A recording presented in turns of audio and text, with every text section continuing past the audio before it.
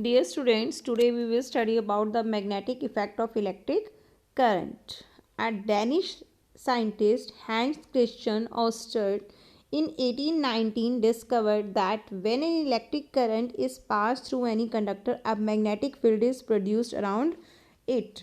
The Danish scientist, Christian Ørsted, observed that when a magnetic compass is placed near a current carrying circuit, it shows deflection, and later on it becomes that whenever current passes through a wire, it becomes a sort of magnet, which is called magnetic effect of electric current. To prove this, there is given an activity in figure 14.17. What we have to do in this activity, we have to take an empty cardboard tray, that may be a box of empty matchbox, and we will connect it through a cell or battery, as you can see in this diagram. Here what we have to do, we will take this cardboard tray from a matchbox, and we will wind an electric wire a few times around the cardboard tray, and we will place a small compass needle inside it, and we will connect the free ends of the wire to an electric cell through a switch. When we will switch on, it means the current will flow through the circuit, and we will see this magnetic needle shows deflection, and when we switch off, the compass needle comes back to its original position. So this experiment, this activity shows that when electric current flows through a wire, it behaves like a magnet. So in short, we can say what is magnetic effect of electric current. When electric current passes through a wire, it behaves like a magnet, and this is called magnetic effect of electric current. Now what are electromagnet? The next topic is electromagnets. Electromagnets, as you can see, when electric current is passed through a coil of insulated wire wound around a piece of iron, it becomes a magnet. Such a magnet is called an electromagnet. So we can say electromagnets are based on the magnetic effect of current. An electromagnet shows magnetic property only as long as the electric current flows through its coil. So we can say electromagnets are the temporary magnets, and electromagnets of very high strength can be made easily, as in cranes you see electromagnets are used. These electromagnets are usually prepared by binding a large number of turns of an insulated copper wire on a soft iron core. Now there is given an activity to prove that how we can make electromagnet and how they work. We have to wind a piece of insulated wire around an iron nail in the form of a coil.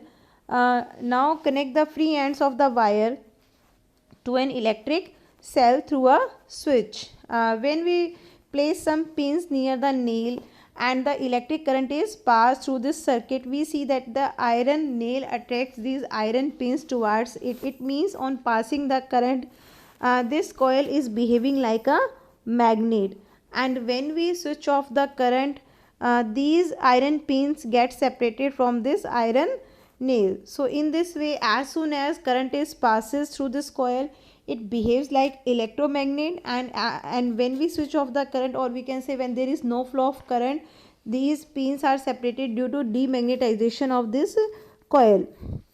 The strength of an electromagnet can be increased by increasing the number of coils, by increasing the strength of the current, and by winding the wire around a magnetic material. Now you should also know a term called solenoid.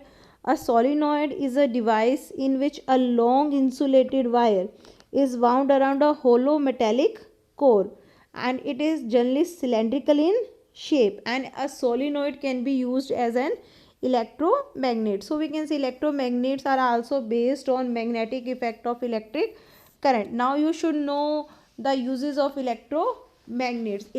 Electromagnets are used for lifting very heavy loads, as you can see in case of cranes. In the same way, in hospitals which generally deal with eye injuries, electromagnets are used to remove any iron pieces which are present in the eyes in the same way to separate magnetic substances from the non-magnetic substances.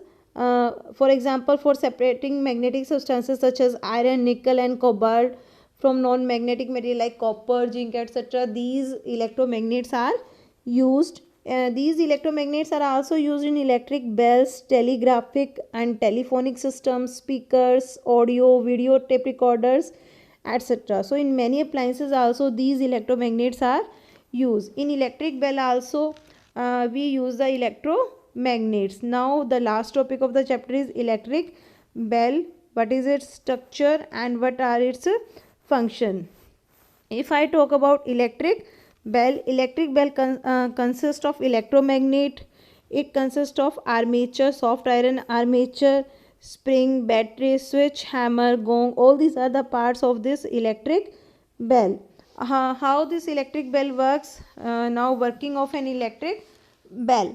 When the push button is pressed, the current flows through the coil wound around the soft iron core. So we can say when we pass the current, this soft coil, or we can say this coil becomes a sort of electromagnet.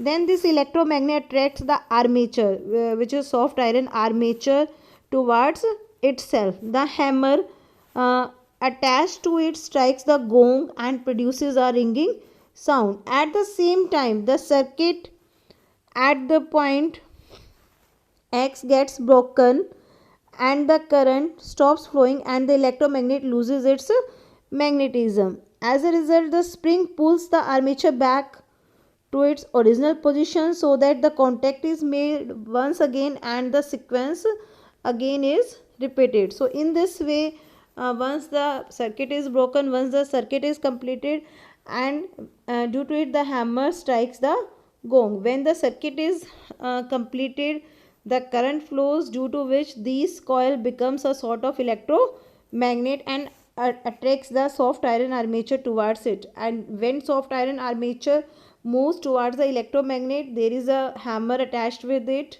that also moves toward the electromagnet, and hammer strikes the gong to produce the sound. So in this way, this electric bell also works due to magnetic effect of electric current. Thank you.